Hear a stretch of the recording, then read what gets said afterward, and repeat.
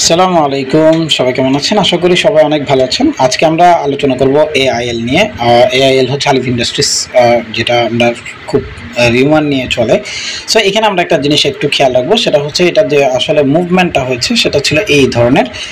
আমরা এআইএল নিয়ে কোনো পোস্ট করিনি, তবে বিছাচার এবং এআইএল এর যে মুভমেন্টটা সেটা অ্যাকুরেট একদম। আমাদের একটা প্রাইস পয়েন্ট ছিল 45 টাকার লেভেল পর্যন্ত, যেটা আমি আমার যে লাইভগুলো ছিল সেখানে আমরা দেখেছিলাম। আচ্ছা যাই হোক, সেটা নিয়ে আমার এই মুহূর্ত পর্যন্ত কোনো অবজারভেশন নেই।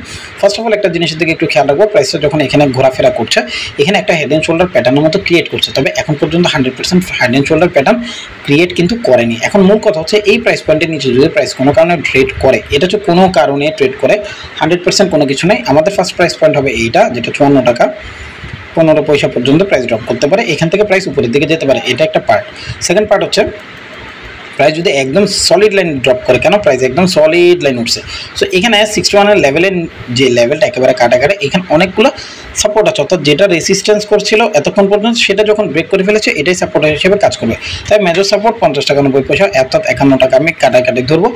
এই 51 টাকার লেভেলকে ধরে আমরা আগাবো, তবে পসিবিলিটিস একেবারেই শূন্য, প্রাইস একটু পর্যন্ত যাবে। এখন ফ্যাক্টর হচ্ছে লাস্ট যে ক্যান্ডেলটা করেছে এটার উপর যদি ডিপেন্ড করে, তাহলে আমরা একটা জিনিসের দিকে একটু খেয়াল রাখবো, সেটা হচ্ছে প্রাইসটা এইটুক, মানে প্রাইসটা প্রথমে ড্রপ হাই করলো, দেন ড্রপ, দেন হাই করার ট্রাই করছে, পারেনি। প্রাইস ড্রপ করার ট্রাই করছে, সেটাও পারেনি।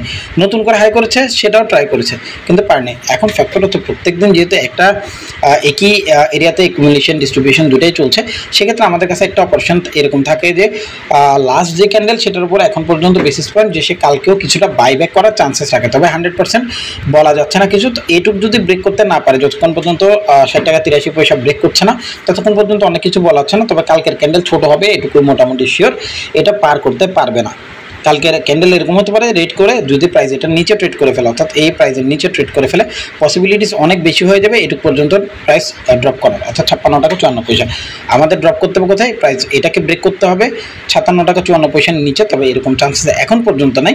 তবে এটাও চান্স নেই যে 60 টাকা 79 পয়সার উপরেও সে ট্রেড করবে, খুবই কম পসিবিলিটিস এখন পর্যন্ত এটা করা। তবে কালকে যদি কোনো গ্রিন ক্যান্ডেল করবে, তবে পসিবিলিটিস বেড়ে যাবে আগামী পরশু বা তার পরের দিন এই প্রাইসকে ব্রেক করে সে 62 টাকা 90 পয়সার উপরে ট্রেড করবে। যদি কোনো কারণে এই প্রাইসের নিচে ট্রেড না করে, অর্থাৎ এই যে লাস্ট লো এরিয়াটা আছে সেটা 57 টাকা 59 পয়সা বা তার নিচের যে এরিয়া, এটার নিচে যদি ট্রেড না করে, আমাদের পসিবিলিটিস এখন পর্যন্ত ক্রিয়েট আছে 65 টাকা 87 পয়সা পর্যন্ত অ্যাটলিস্ট সে যাবে। এখন এটা হচ্ছে মূল কথা, মূল টার্গেটটা এটা যে সে 65 টাকা 87 পয়সা পর্যন্ত যাচ্ছে, যতক্ষণ না পর্যন্ত নিচে আসছে। এখন পর্যন্ত সেল ইন্ডিকেশন দেয়ই নেই, তো আমরা সেলের থিঙ্কিং বাদ দিয়ে বাইয়ের থিঙ্কিং করি যে প্রাইস এখন পর্যন্ত বাই করবে।